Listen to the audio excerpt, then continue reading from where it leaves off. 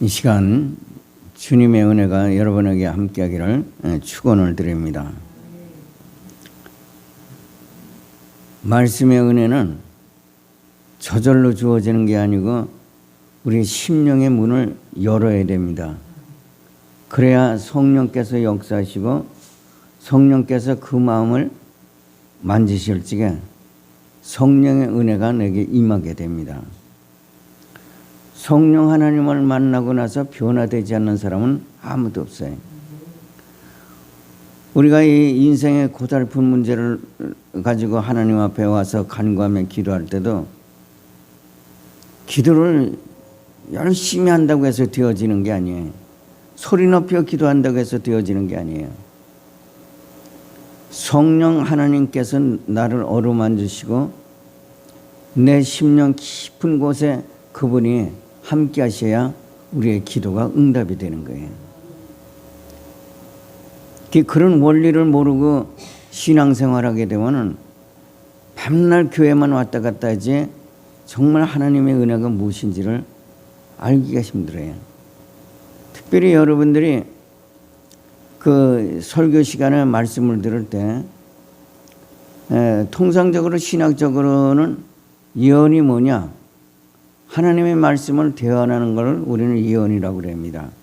물론 사람 개개인에 대한 어떤 특별한 예언도 없지 않아 있습니다만 이 하나님의 말씀을 대언할 때 이것이 성령 하나님을 통해서 우리에게 예언으로 주시면 그 예언의 말씀은 반드시 언젠가는 이루어진다는 그런 의미예요. 그래서 우리가 말씀을 들을 때 아멘으로 화답하라는 이유가 거기 있습니다. 아멘으로 화답할 때는 선포되는 그 말씀을 내 말씀으로 받아들이는 거예요. 그래서 아멘하는 거거든요. 그러면 그 말씀이 여러분의 생활 속에서 응답이 되고 이루어지는 거예요. 신앙생활에서 기도가 응답되는 것만큼 기쁜 일이 어디 있겠어요. 인생에 정말 해결하기 어려운 문제들을 내 힘으로 할 수 없는 그걸 성령 하나님의 도우심으로 다 문제가 풀어질 때 그것처럼 기쁜 게 없거든요. 근데 신앙생활이 닝닝한 사람은 그런 은혜를 경험하기가 힘들어요. 오늘 특별히 여러분과 함께 읽은 이 하나님의 말씀은 우리의 싸움은 혈과 육의 싸움이 아니라 세상 권세와 정세의 악한 영들에 대한 싸움이라고 그랬어요. 우리는 눈에 보이지는 않지만 우리는 항상 악한 영의 그 영향을 받고 있는 거예요. 그래서 우리가 원치 않는 일이 안 좋은 일들이 자꾸 생기는 건 악한 영들이 우리 마음을 휘집고 사람의 마음을 휘집어서 그런 일들을 만들어가는 거예요. 그런데 성령 하나님께서 우리를 붙드시고 주님이 나를 인도하시게 되면 그런 악한 계계가 다 접근을 못하게 되는 거예요. 그런 면에서 우리가 오늘 설교 본문의 말씀을 하나님의 전신갑주를 입으라는 이런 제목으로 말씀을 선포하는데 우리가 하나님의 전신갑주를 입는 것이 얼마나 중요한지 몰라요. 장수가 전쟁에 나가는데 갑옷을 입지 않고 나가게 되면 얼마나 위험하겠어요. 6월은 보훈의 달로 6.25 전쟁이 일어난 지 올해로 75년이 되는 그런 해입니다. 6.25 전쟁은 1950년 6월 25일 북한군이 남침하면서 일어난 전쟁으로 북한 정권은 한반도를 무력 통일해서 공산국가를 수립하는 것을 목표로다가 남침을 개시를 했습니다. 전쟁 초반 한국군은 각 지역에서 후퇴를 거듭했으나 9월 15일 유엔군과 우리 한국군의 힘으로 인천 상륙 작전을 시도하면서 그 서울로 진격을 하게 됩니다. 그래서 9월 28일 날 서울을 수복하고 그 여세를 몰아서 북진을 하게 되는데 북진을 하면서 압록강까지 올라가게 되죠. 그런데 마침 그때 중공군이 개입을 해갖고서 중공군이 뭐 그냥 벌떼같이 몰려 들어오는데 그 기세로 인해서 한국군과 연합군들이 전세에서 밀리기 시작한 거예요. 그래서 그 10월 달에 1월 4일 날 그 흥남 철수를 시작으로 한국군과 유엔군이 이제 계속 밀려나갑니다. 얼마나 빠르게 후퇴를 했던지 한 달도 안 돼서 경상도까지 밀리게 되는 그런 참패를 겪게 됩니다. 안타까운 것은 북한군이 전쟁을 벌이기 위해서 탱크와 각종 무기를 준비하고 군대를 양성하는 동안 한국군은 전쟁에 대비해서 아무런 준비도 하지 않은 거예요. 그러다가 북한이 쳐들어올 때 우리 국군은 변변한 무기 하나 제대로 없어서 수류탄을 들고 탱크 밑에 들어가서 탱크를 부시고 훈련받지 못한 군인들이 나가서 총알 바지로 전선에 나가서 전사를 하고 그런 어려움을 겪었습니다. 그때 만약 우리 국군이 제대로 훈련된 병사들과 또 무기와 탱크나 전투기가 있었더라면 북한군에게 밀리지 않고 오히려 북쪽으로 진격을 해서 압록강을 탈환해서 남북한이 갈라지는 그런 일은 없었으리라 여겨집니다. 전쟁에서 이기기 위해서는 완전 무장을 해야 합니다. 이것은 인간의 전쟁뿐 아니라 영적 전쟁도 하나님의 전신갑주를 입어야 한다는 사실을 믿으시길 바랍니다. 바울은 에베소서 5장에서 성도가 영적 전쟁에서 승리하기 위해서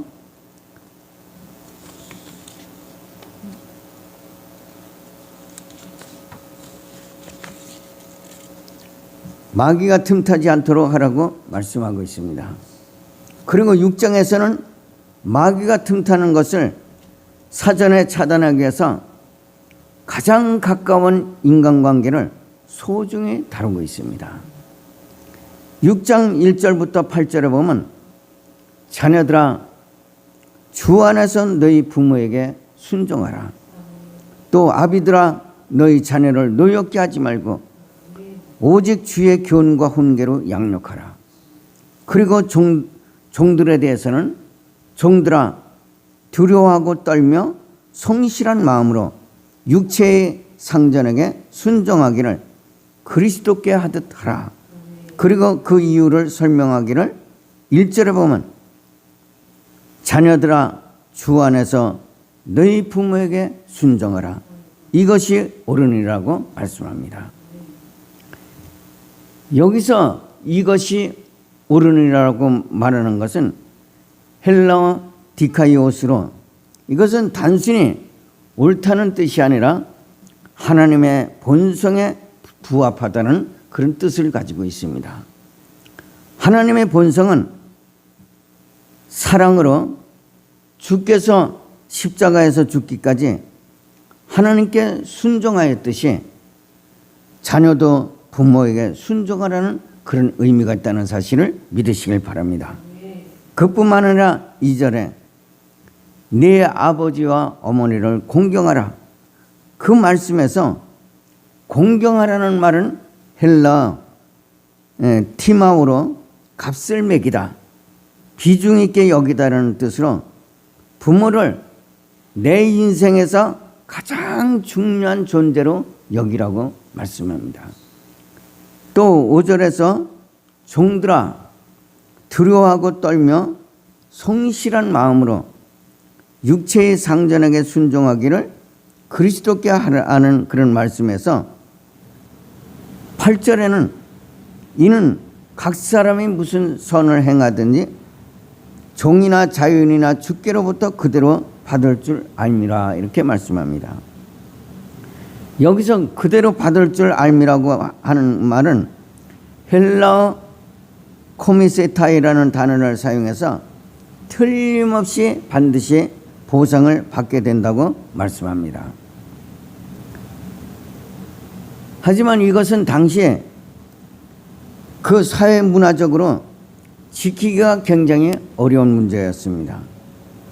자녀가 부모를 공경하는 일은 의무적으로라도 해야 되는 그런 일이지만 부모가 자녀를 하나님이 주신 귀한 선물이라는 그런 인식이 없어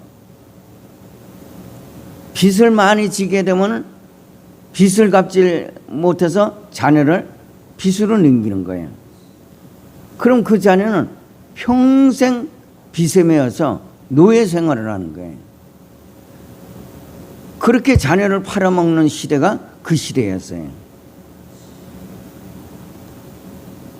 뿐만 아니라 그 주인이 종을 돈을 주고 사게 되면 돈을 주고 산 만큼 종이 열심히 일해야 되는데 열심히 일하지 아니하고 주인 마음에 들지 않으면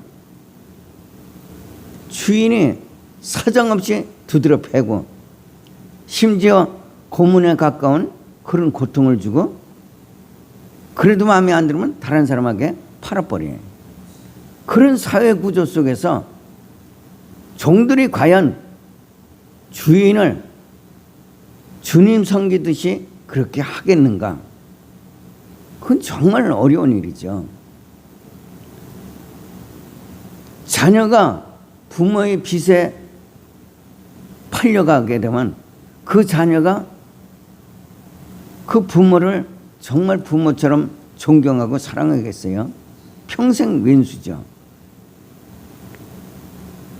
그런 사회 문화 속에서 바울이 자녀들이나 종들에게 죽게 하듯이 또 부모에게는 최상의 예우로 공경하라는 이런 것이 잘 이루어지지 않는 그런 때였습니다. 당시의 종들은 주인이 시키면 시키는 대로 해야 하지만 주인이 볼 때 종이 하는 꼴이 마음에 들지 않으면 사정없이 때리고 심지어 다른 사람에게 팔아버리기도 하죠. 바울은 그런 비인격적인 악한 행실이 단순히 사회 풍토에서 나오는 것이 아니라 인간의 악한 그 성품에 마귀가 틈타서 생기는 일이라고 말합니다. 여러분 부부간에 싸움하는 것도 그렇잖아요. 사람들이 얘기를 해요. 부부간의 싸움이 큰 거 갖고 싸우는 게 아니라 아주 작은 거 갖고 싸운다 그래요. 작은 거 갖고 싸우는 건 뭔가 마음이 상한 거야. 지 뜻대로 안 되는 거야. 그럼 지 뜻대로 안 되면 남편 뜻대로 맞춰서 해주면 되는데 성격이 악한 성품이다 보니까 그게 안 되고 싸움박질하는 거예요. 그래서 부부 싸움이 작은 거가 큰 싸움 되기도 하고 그러잖아요. 그래서 오늘 본문 12절에 보면 우리의 씨름은 혈과 육을 상대하는 것이 아니요 통치자들과 권세들과 이 어둠의 세상 주관자들과 하늘에 있는 악한 영들을 상대함이라. 이렇게 얘기합니다. 사람은 아무리 믿음이 좋아도 인간일 뿐이지 마귀의 관계를 우리가 이길 수 없어요. 그래서 바울은 11절에서 마귀의 관계를 능히 대적하기 위하여 하나님의 전신갑주를 입으라고 말씀합니다. 영적 전쟁은 교회 밖에만 있는 것이 아니라 교회 안에도 있고 심지어 내 마음 안에도 있습니다. 성도가 예수를 믿고 있지만 우리는 여전히 이 세상 안에 살고 악한 그 영에 의해서 그 치열한 영적 전쟁을 치르고 살아가고 있습니다. 영적 전쟁은 전쟁이 있는지 없는지 사실 우리 눈에 보이지 않죠. 보이지는 않는데 그것이 삶의 결과로 나타납니다. 그 부부가 저 여자가 속이 악한 건지 어쩐지 알아요? 모르는데. 근데 부부 싸움하고 보면 그게 나타난 거예요. 그듯이 영적 전쟁은 우리 눈에 보이지 않지만 삶의 결과로 그것이 드러나게 됩니다. 우리가 살아가면서 제일 많이 부딪히는 것은 경제 문제로, 사람 사이에 경제 문제로 다투는 그런 일일 것입니다. 돈 때문에 부모와 자식 간에 의가 갈라지고, 돈 때문에 부부 간에도 마음 상할 일이 많이 생깁니다. 그런데 오늘 본문에 보면 이 문제를 이기는 비결이 나옵니다. 1절부터 3절에 보면 자녀들아 주 안에서 너희 부모에게 순종하라. 이것이 옳으니라. 내 아버지와 어머니를 공경하라. 이것은 약속이 있는 첫 계명이니 이로써 네가 잘되고 땅에서 장수하리라고 말씀합니다. 부모를 제대로 공경하지 않고 막대 먹은 놈들은 그 인생이 잘 되는 법이 없어요. 하나님이 그 자연의 복이라는 걸 주는데, 그 자연의 복이라는 것은 믿지 않는 사람에게도 동일하게 가는 복이에요. 근데 믿지 않는 사람 가운데서도 부모를 모시고 그 살아가는 사람들이, 특히 이제 장남이 그렇죠. 근데 대부분이 통계적으로 보면 장남들이 재산을 모으고 잘 살아요. 왜 그러냐? 부모를 모시고 살기 때문에 그 자연의 복을 하나님이 주시는 거예요. 근데 이런 걸 모르고 사는 자녀들은 부모를 공경할 줄 모르는 그런 자녀들이 많아요. 그 부모를 공경하지 못하는 그 인생은 그 인생이 잘 될 수가 없어요. 사는 꼬라지가 맨날 그 모양 그 턱이죠.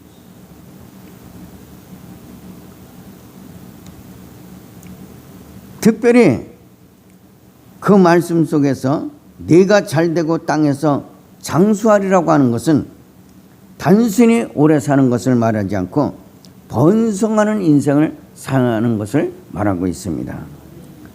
특별히 창세기 22장 17절부터 18절에 보면 아브라함이 모리아 산에서 하나님의 말씀에 따라서 아들 이삭을 번제로 드리게 됩니다. 그리고 나자 하나님이 아브라함을 축복하시기를 내가 네게 큰 복을 주고 네 씨가 크게 번성하여 하늘의 별과 같고 바닷가의 모래와 같게 하리니 네 씨가 그 대적의 성문을 차지하리라. 또 네 씨로 말미암아 천하 만민이 복을 얻으리니 이는 내가 나의 말을 준행하였음이라 말씀합니다.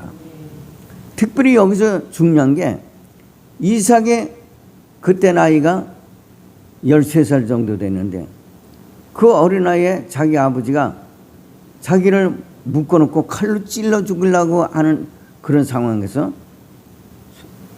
이삭의 그대로 순종해요. 아버지가 하는 대로 맡겨요. 그래서 우리가 창세기 전체를 살펴보면 이삭의 삶에는 특별한 어떤 그 파노라마 같은 게 없어요. 그저 순탄해. 그건 무슨 얘기냐면 이삭의 삶에 평온한 인생을 살았다는 얘기입니다.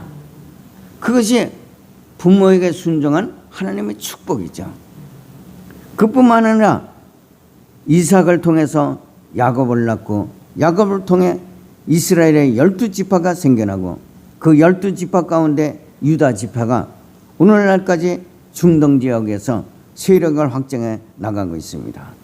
다시 말해서 부모에게 순종하고 부모를 공경하게 하면 하는 일이 형통하고 물질과 건강의 복이 온다는 사실을 믿으시길 바랍니다.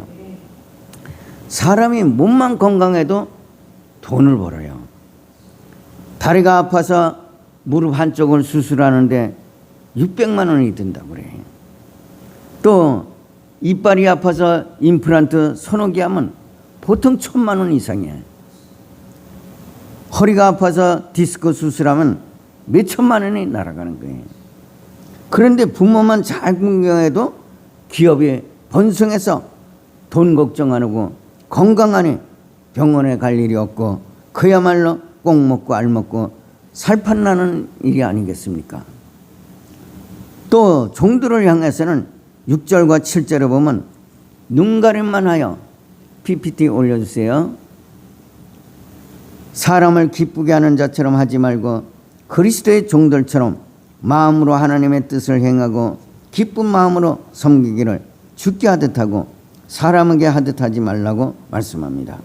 그렇게 하게 되면 8절에 이는 각 사람이 무슨 선을 행하든지 종이나 자윤이나 주께로부터 그대로 받을 줄 알미라고 말씀합니다. 여기서 종들은 오늘날로 얘기하면 직장인들을 말합니다. 셀러리맨들이 직장 생활하면서 바라는 것이 무엇이겠어요? 진급을 해서 봉급을 많이 타는 것이 소원 아니겠어요?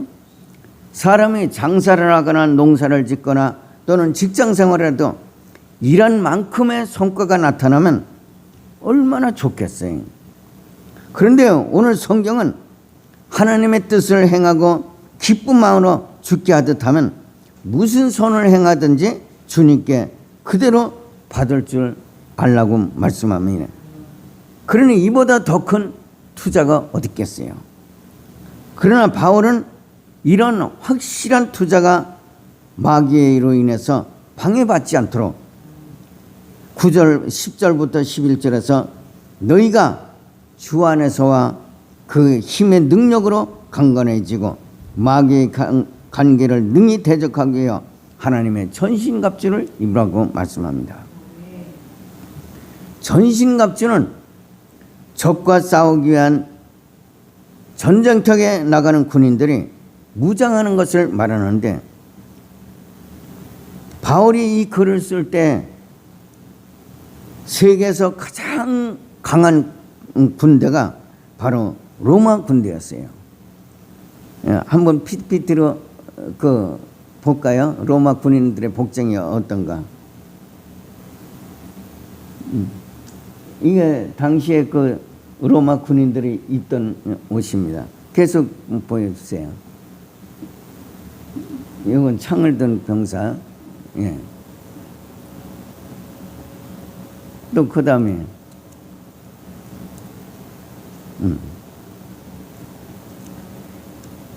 바울이 이 글을 쓸 때 그 당시 로마 군인들의 그 모습을 연상하면서 마귀를 대적해야 하는 하나님의 백성들이 바로 그와 같이 전신갑주를 입어야 한다는 것을 강조하고 있습니다. 바울은 성도들이 반드시 하나님의 전신갑주를 입어야 하는 이유를 설명하기를 에베소서 6장 13절에서 그러므로 하나님의 전신갑주를 취하라. 이는 악한 날에 너희가 능히 대적하고 모든 일을 행한 후에 서기 위함이라고 말씀합니다. 여기서 악한 날이라고 하는 것은 악한 날이 따로 있는 것이 아니라 악한 영이 다가오는 날을 악한 날이라고 말합니다. 바울은 에베소서 5장 8절부터 9절에서 악한 날이 다가오지 않도록 빛의 자녀들처럼 행하라고 말씀합니다. 그리고 빛의 열매는 모든 착함과 의로움과 진실함에 있느니라고 말씀합니다. 그리고 이어서 의롭고 진실한 자들이 행한 일에 대해서 18절에 보면 술 취하지 말고 이는 방탕한 것이니 오직 성령의 충만함을 받으라고 말씀합니다. 그런데 사단으로 인해서 하나님을 떠난 인간에게 악한 영이 침투해 들어와서 인간과 인간 사이에 관계가 끼어지게 하고 하나님을 대적하게 만드는 것입니다. 악한 영의 중요한 임무는 사람과 사람 사이에 자꾸 다툼을 일으켜 일이 안 되게 만들어요. 그러면 결국 믿는 사람도 어떻게 생각합니까? 하나님에 계시면 어떻게 나한테 이럴 수 있어? 내가 그동안 하나님 앞에 얼마나 헌신을 했는데, 그런 말이 저절로 나오게 되죠. 그게 하나님을 대적하는 건 줄도 모르고 그런 소리를 하는 거예요. 거기다 더 심하면 에휴, 교회 가봐야 뭐해? 그리고 주일 빼먹고 11조 드려봐야 소용이 없더라. 그러면서 11조도 띄워먹고, 그렇게 몇 번 거듭하다 보면 교회 오기가 싫어지는 거예요. 그러다 결국에는 교회를 멀리하는 거예요. 그게 바로 하나님을 대적하는 거죠. 그런 일들을 악한 영이 우리 사람들과 사이의 관계를 깨지게 만들어서 그렇게 만드는 거예요. 그런 사단의 관계를 막기 위해서 바울은 에베소서 5장 21절부터 25절에서 그리스도를 경외함으로 피차 복종하라. 아내들이여 자기 남편에게 복종하기를 주께 하듯 하라.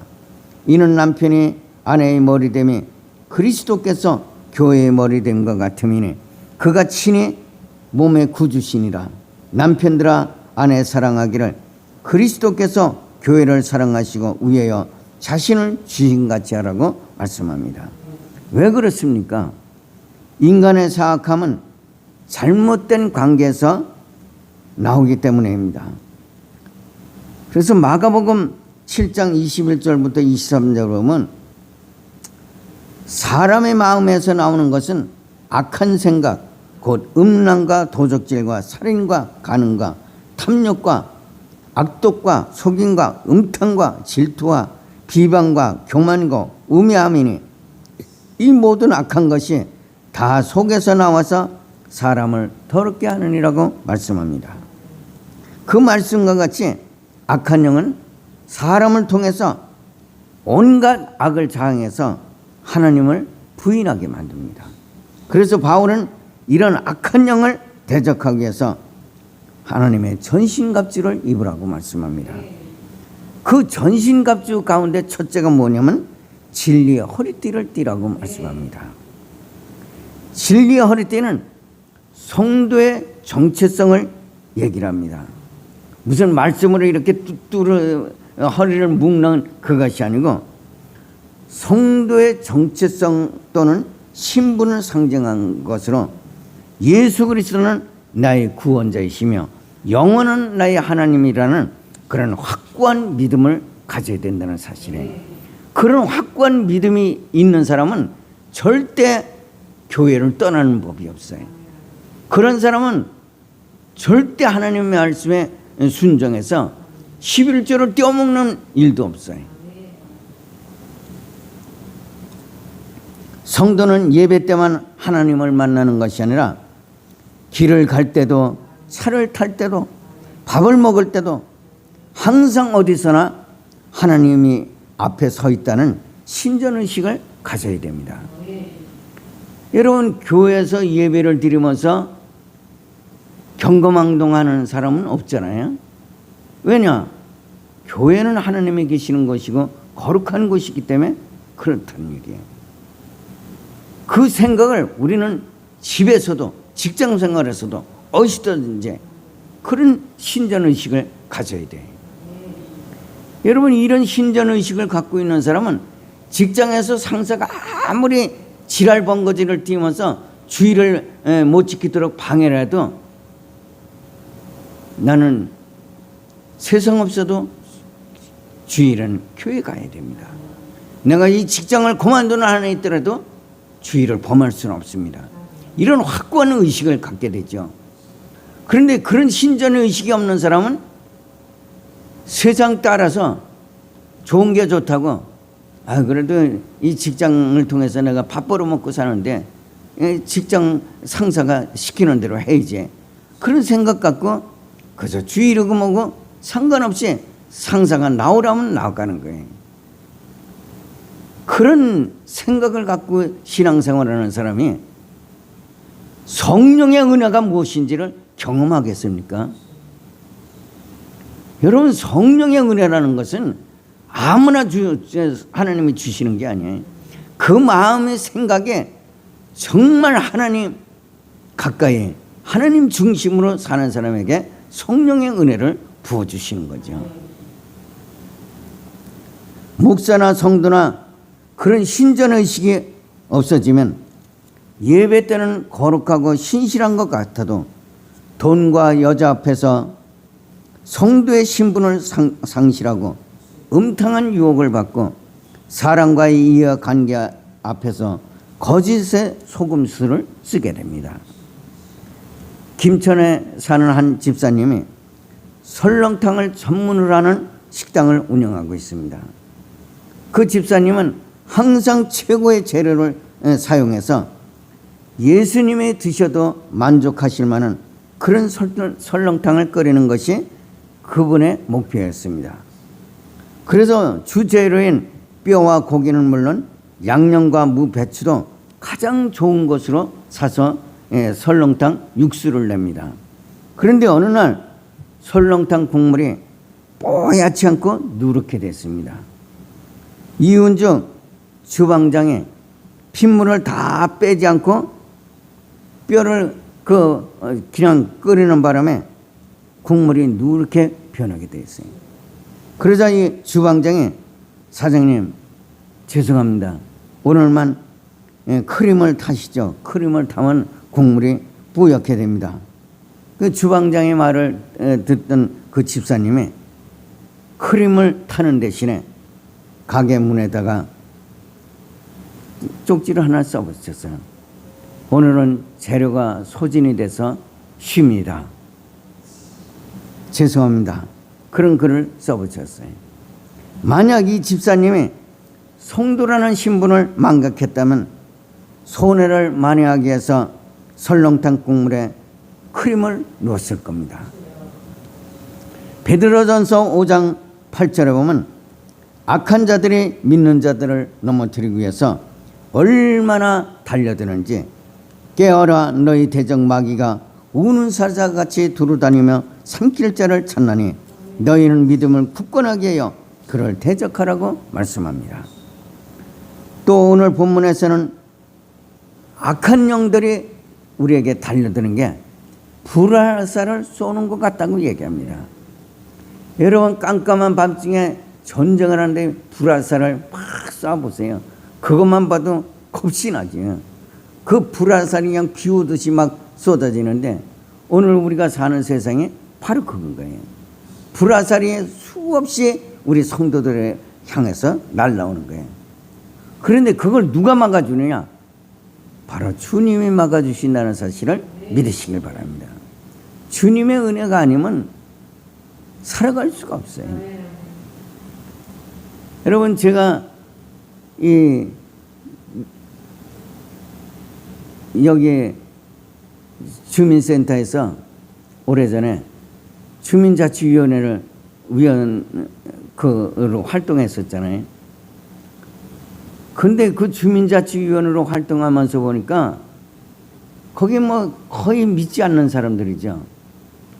내가 목사라는 신분을 알고 얼마나 지랄들을 하고 정말 일을 방해하는지 제가 그 주민자치위원회를 일하면서 어떻게 하면 교회에 유익이 될까? 어떻게 하면 전도의 기회를 얻을까? 그런 생각으로 그 일을 하는데 얼마나 그 악한 것들이 지랄하고 방해를 하는지 내가 도저히 여기서는 이게 교회에 도움도 되지 않고 목사의 그 영적 권위만 떨어지겠다 싶어갖고 제가 주민자치위원장 될 그때 그냥 사표 내고 그만두고 말았어요. 여러분 우리가 살고 있는 세상에 얼마나 악한지 몰라요. 그래서 이 악한 영들이 정말 볼때같이 달려들어서 성도 한 사람을 쓰러뜨리기 위해서 별의별 짓들을 다 하는 거예요. 그런데 우리가 어떻게 하나님의 천신갑주를 잊지 않겠어요? 두 번째로 하나님의 천신갑주 중에는 호신경을 붙이라고 말합니다. 호신경은 당시 로마 군인들이 적군의 칼이나 화살로부터 가슴을 보호하기 위해서 입는 갑옷으로 바울은 그냥 호신경이라 하지 않고 의의 호신경이라고 말합니다. 그걸 그렇게 얘기한 것은 출애굽기 28장 30절에 보면 모세를 통해서 제사장 아론에게 너는 우림과 둠빔의 밝은 흉패를 안에 넣고 아론이 여호와 앞에 들어갈 때 그의 가슴에 붙이게 하라. 아론은 여호와 앞에서 이스라엘 자손의 흉패를 항상 그의 가슴에 붙일지니라. 이렇게 말씀합니다.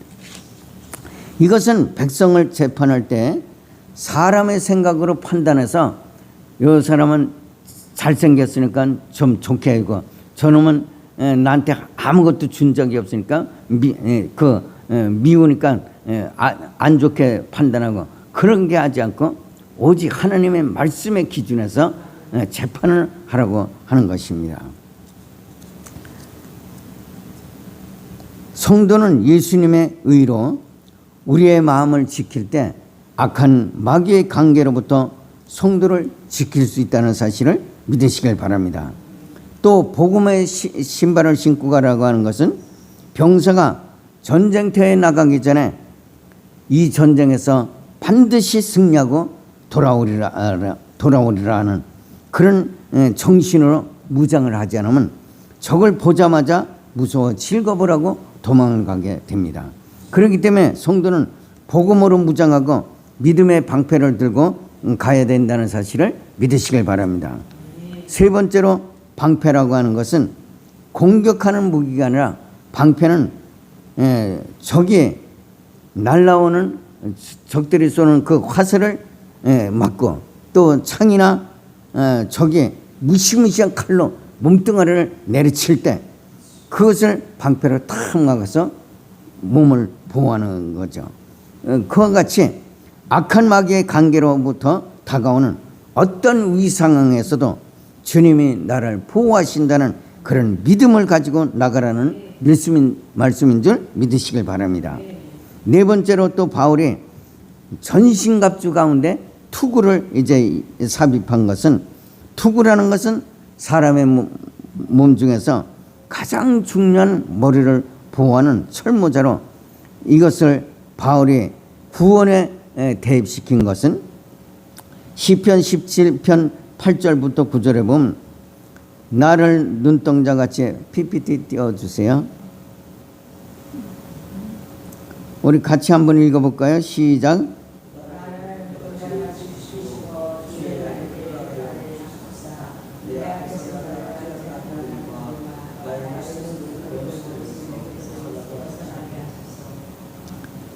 그렇게 말씀했듯이 어떠한 상황에서도 하나님이 나를 보호하시고 지키신다는 구원에 대한 확실한 믿음을 가지지 않으면 악한 마귀의 관계를 이길 수 없다는 사실을 믿으시길 바랍니다.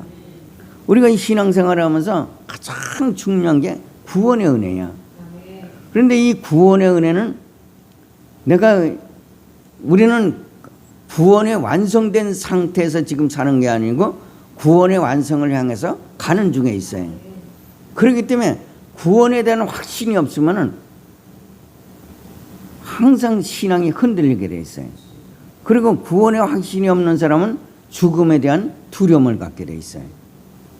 언제 어떻게 될지 모르니까 항상 두렵죠. 근데 이 구원의 확신이 있는 사람은 아주 믿음에 흔들림이 없이 든든하죠. 하나님이 항상 나를 지키신다는 그런 이제 믿음을 갖게 되는 거죠. 마지막으로 바울은 악한 영을 대적하기 위해서 성령의 검을 가지라고 말합니다. 이 성령의 검은 말씀으로 성도는 그 어떤 것보다도 말씀으로 무장을 해야 될 필요가 있습니다. 현대 지상전에서도 병사들이 적과 싸우기 위해서 반드시 허리에 탄창을 차고 나갑니다. 제가 월남에서 전투를 할 때도 탄창에 든 허리띠를 띠고 가는데 그 허리띠 하나에 탄창이 8개 들어있어요. 탄창 하나가 총알이 20발 들어있어요. 그 8개 들은 그 허리띠를 2개를 메고 가. 그러니까 그 허리띠 2개에 360발의 총알이 들어있는 거예요. 그 360발의 총알은 뭘 얘기합니까? 내가 360명의 적을 죽일 수 있는 능력이 있다는 얘기예요. 그러니까 그걸 차고 나가면 든든하죠. 근데 그런 것이, 그래서 이제 전투에 나가는 병사들이 전투를 하다 보면 총알이 다 떨어지는 때가 있어요. 그런 때는 불안하죠. 왜? 적이 언제 나타날지 모르니까 적이 보면 쏴야 되는데 총알이 없으면 쏠 수가 없잖아요. 그 적을 내가 쏘지 못하면 나는 적에게 총알에 맞아 죽는 거예요. 그런 건 두려울 수밖에 없죠. 마찬가지로 성도들은 말씀에 이 총알이 많아야 돼. 그래서 어떤 상황에서도 말씀으로 그 악한 영을 이길 수 있는 그런 능력이 우리 속에 있어야 된다는 사실을 믿으시길 바랍니다.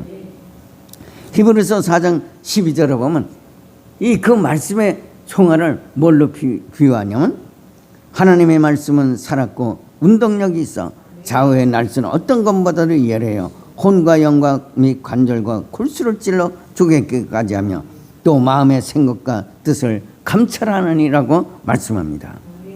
예수님도 광야에서 40일을 금식하고 마귀의 유혹을 받을 때 마귀야 물러가라, 그냥 마귀하고 막 주먹을 휘두르면서 싸운 것이 아니라 하나님의 말씀으로 마귀를 물리치셨다는 사실을 믿으시길 바랍니다. 우리는 상황을 변화시킬 능력은 없습니다. 그러나 말씀의 능력으로 우리를 유혹하는 마귀를 물리칠 수 있다는 사실을 믿으시길 바랍니다. 그렇기 때문에 평소에 말씀을 많이 읽어야 될 필요가 있습니다. 우리 교회가 계속적으로 말씀을 읽어나가잖아요. 근데 그 말씀을 계속 읽어두면 어느 순간 그 말씀이 딱 머리에서 떠올라요. 근데 이 말씀을 읽어두지 않으면 그게 떠오르지 않죠.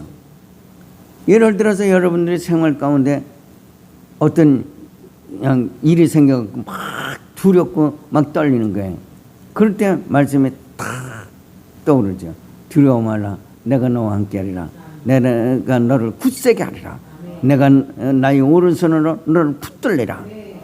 이 이사야의 말씀이 딱 떠오르면 그 말씀이 나를 두려움에서 물리치시고 그 안심을 하게 되죠.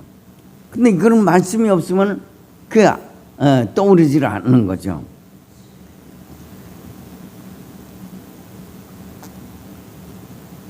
때문에 평소에 말씀을 많이 읽어서 진리의 허리띠에 총알이 가득 차도록 그렇게 해서 악한 영을 대적할 수 있는 여러분이 되시길 주님의 이름으로 축원을 드립니다. 사랑하는 성도 여러분, 여러분이 만일 나도 한번 예수 믿는 성도답게 정말 능력 있게 살고 싶다, 그런 생각이 있으시다면 하나님의 전신갑주를 입으시길 바랍니다.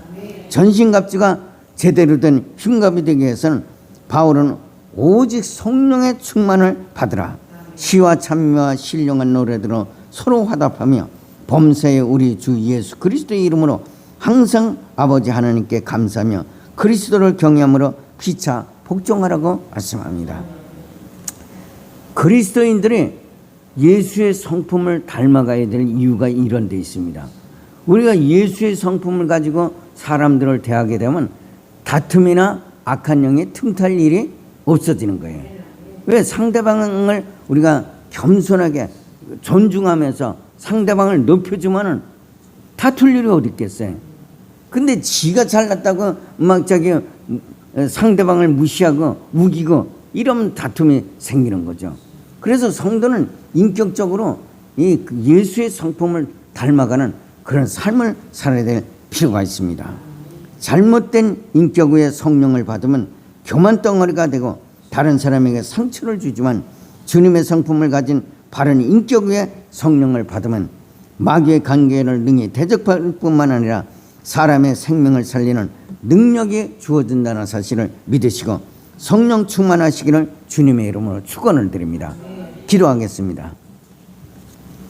주님의 귀하신 은혜와 사랑에 오늘 이 아침에 선포되는 말씀에 아멘으로 화답하며 하나님의 전신갑주를 입기 위해서 우리가 성령 안에서 살며 또한 술 취하지 말고 방탕하지 않고 오직 성령의 충만을 받으라는 말씀과 같이 우리가 항상 성령 충만함으로 믿음으로 승리할 수 있는 귀한 성도들이 될 수 있도록 은혜를 더하여 주시옵소서.